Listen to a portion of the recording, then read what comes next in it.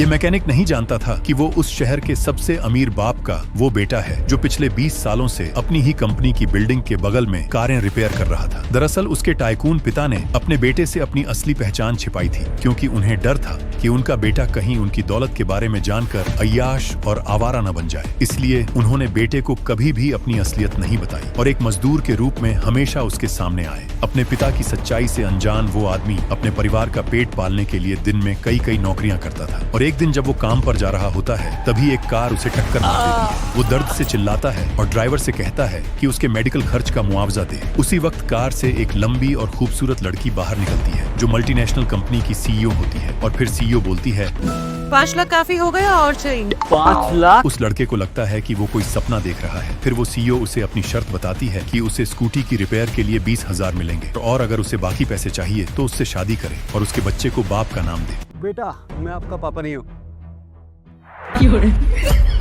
अरे मेरा बेटा।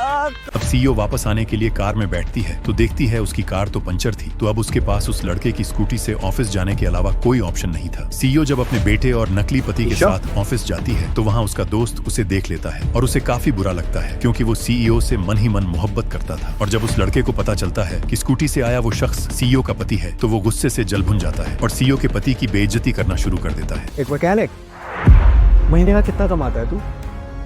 5,000? तुम्हें क्या पता, मैं महीने का 50,000 कमाता हूँ। Vikrant, just shut up. तुम्हारी हिम्मत कैसे हो रही है हाँ कबीर को इंसल्ट करने की? Kabir is my choice.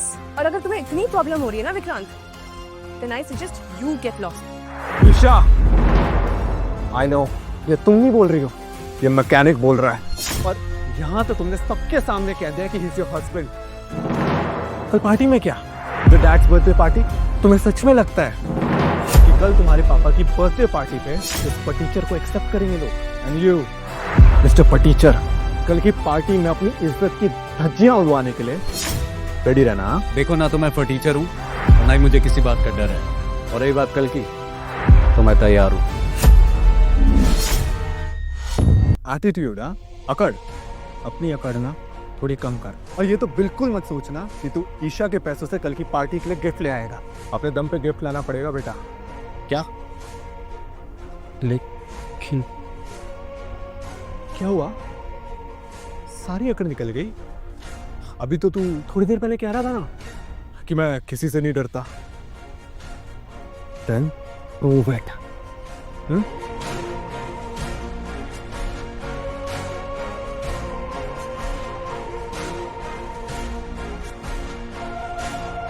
क्या करना है कल? देखो, मैं ये सब बड़ी बड़ी बातें इसलिए बोल रहा था, मुझे लगा तुम पैसे दोगी। Kabir relax, breathe. कुछ नहीं करना है तुम्हें। क्या कुछ नहीं करना है? देखो, my dad he loves paintings. कल उनका बर्थडे है तो तुम एक काम करो, एक पेंटिंग ले आओ उनके लिए। बाकी सब I will handle. Okay, I will take care of everything. चलो विवान, लेट्स गो। अरे लेकिन बाय पापा। Bye. All the best. Thank you. Painting painting